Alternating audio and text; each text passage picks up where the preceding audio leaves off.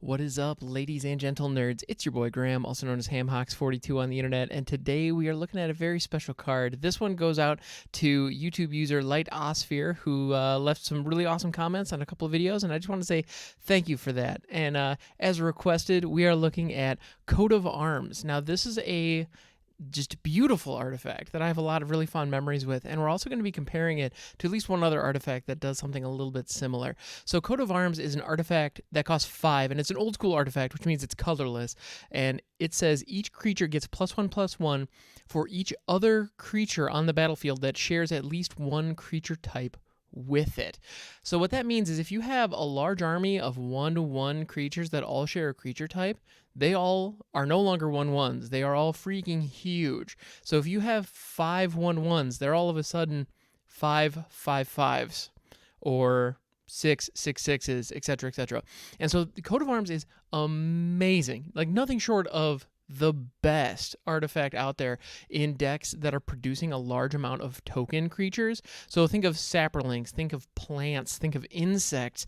I mean, think of any creature type that comes out in swarms. Even, I mean, when I think of things like plants, a lot of them are 0/1s. Well, guess what? None of those are going to be 0/1s for very long. If you have 3 of those down, all of a sudden they're all 2/3s. If you get 10 of those tokens, all of a sudden every single one of them is going to be a 9/10. That's amazing. I personally used Coat of Arms back in the day in a number of different decks, specifically goblins, Mir, actually, the small robotic creatures from Mirrodin, Mir, MYR. Those creatures, by the way, if you're using cards like Genesis Chamber that produces tokens based on mirrors, it's fantastic. On top of that, I want to point out Coat of Arms does not care who owns those creatures. So if you are on at say an EDH table and one of your opponents just so happens to have a couple creatures that share a creature type with your particular tribe, which is not uncommon, especially if you're playing goblins or elves, because so many cards throughout the history of the game have been those creature types. You could be going wide with elves or going wide with goblins, and one of your opponents could just incidentally have a Llanowar elf because they wanted to boost their mana. Well, all of a sudden, that Llanowar elf that they have all of a sudden gets this huge buff from your entire army. And so that's one of those situations where you have that symmetry is something that can really hurt when everyone is playing tribal decks. But if you're the only one at the table playing a tribal deck, the amount of benefit that you get is going to far outweigh the amount of benefit that any of your opponents get. But on top of that, you also have a little bit of political clout all of a sudden because that's you giving something to someone. You know, you could team up with that person who's playing the Llanowar elf, and all of a sudden that Llanowar elf that's a 10/10 can start wreaking some havoc on some of your mutual opponents. That's a really slick interaction. That's a really slick opportunity.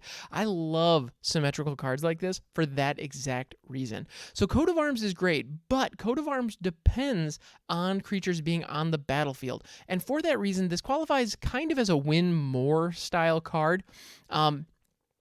In that you really have to be winning in order for it to really pop off. To get the best value, you need to already be ahead to some degree, or at the very least, your plan needs to be working. Now, I want to compare this to one other card that does something similar, and in fact, both of these cards, if I were to tell a designer, create a card, create an artifact specifically, that buffs a tribe based on how many have been played or how many that you have, you might end up with, that description qualifies for both, but they function completely differently. And that is Door of Destinies, which actually, this is one that I was not as familiar with. But Door of Destinies is an artifact that costs 4, so 1 less than Coat of Arms.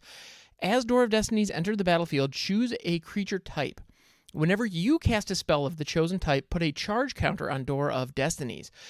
Creatures you control of the chosen type get +1/+1 for each charge counter on Door of Destinies. Now, I want to call out a couple of details here. Door of Destinies cares about whether or not the creature came into play directly or if they were cast. So this doesn't work as well with token generators. That's something where Coat of Arms shines, where Door of Destinies does not.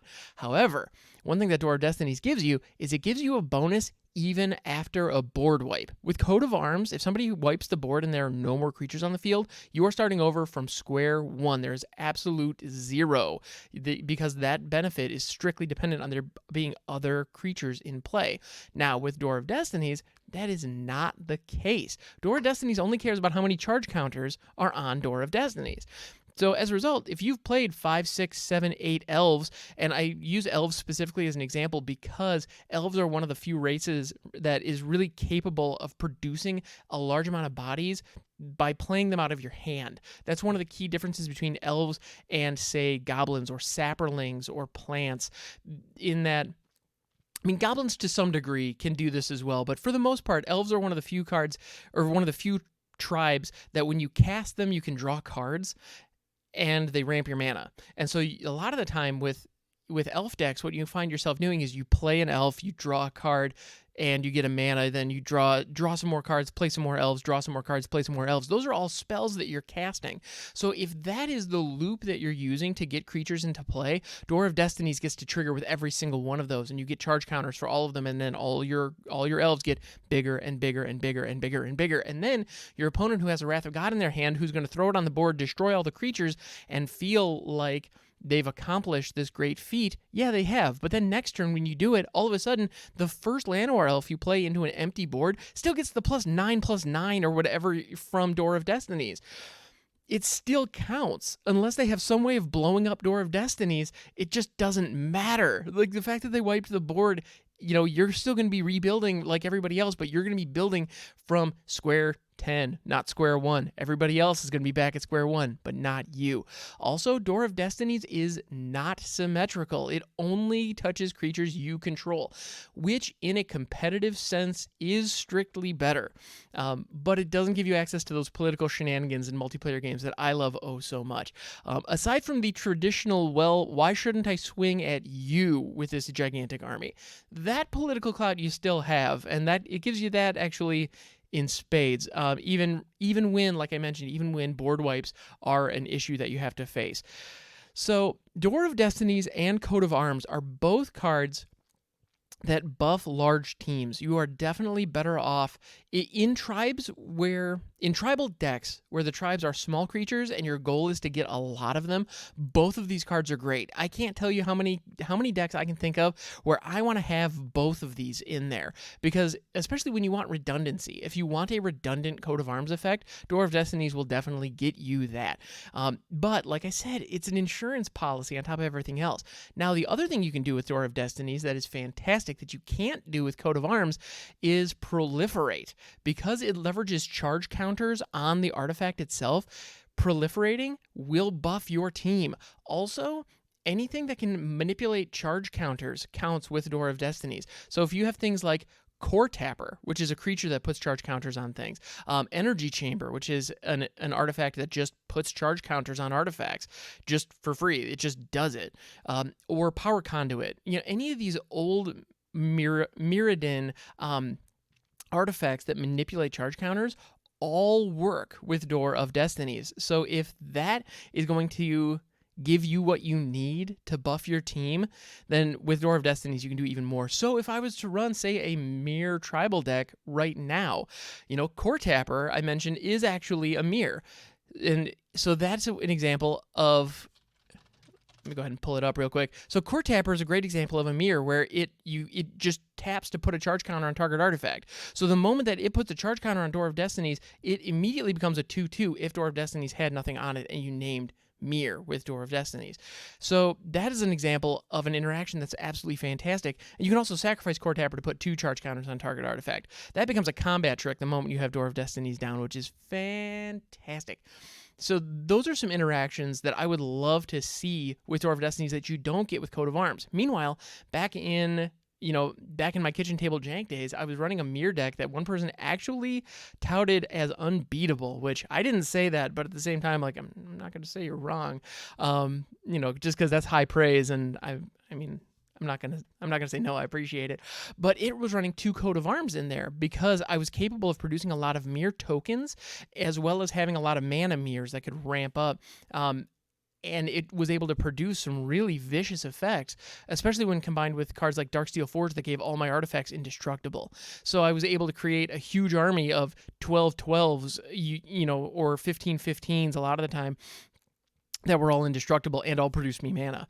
And that's just impossible to deal with. It was just way too big. Meanwhile, I think of that deck and how it functioned, and I realized Door of Destinies might have actually been a better fit for it, because while I was creating some mirror tokens, I was also casting a lot of mirrors out of my hand. And some of those mirrors could straight up give me charge counters. So that is something that I had other charge counter payoffs, but Door of Destinies would have been a perfect one because the win condition in that deck was go wide with creatures. If your win condition in a deck is go wide with creatures of the same type, definitely take a look at Door of Destinies as well as Coat of Arms. Both of these cards are fantastic at what they do. Truly, truly. Now, the only thing, Door of Destinies, because you get the charge counters upon cast, if your deck is dependent on tokens, which is definitely the case in Saprolings, or if you have a Goblin deck built around Krenko, you're probably going to be producing the vast majority of your tribe with tokens. Now, if you're not casting enough to really ramp up Door of Destinies, it's probably not going to be worth much because it is a 4-drop. So it's a setup piece that doesn't come in until turn 4. And in a lot of cases, you might be better off by having haste enablers or token generators in those spots in, say, a Goblin deck, or if you're running Saprolings or any tribe that requires token generation, Door of Destinies may not be that good of a fit. Meanwhile, Coat of Arms is the GOAT in that deck. It's so good. It fits so beautifully. So if you're creating a ton of tokens, definitely take a look at Coat of Arms. Now, if you're casting a ton of creature spells, definitely take a look at Door of Destinies. In the end, both of these cards are fantastic, and if you're running any kind of tribal deck, you probably want to be running both of these just because they are truly great. So thank you so much for hanging out. I appreciate you. This has been an absolute blast. You can catch me on Twitch, twitch.tv/hamhawks42, and do not forget that you are a good person and you deserve to be happy.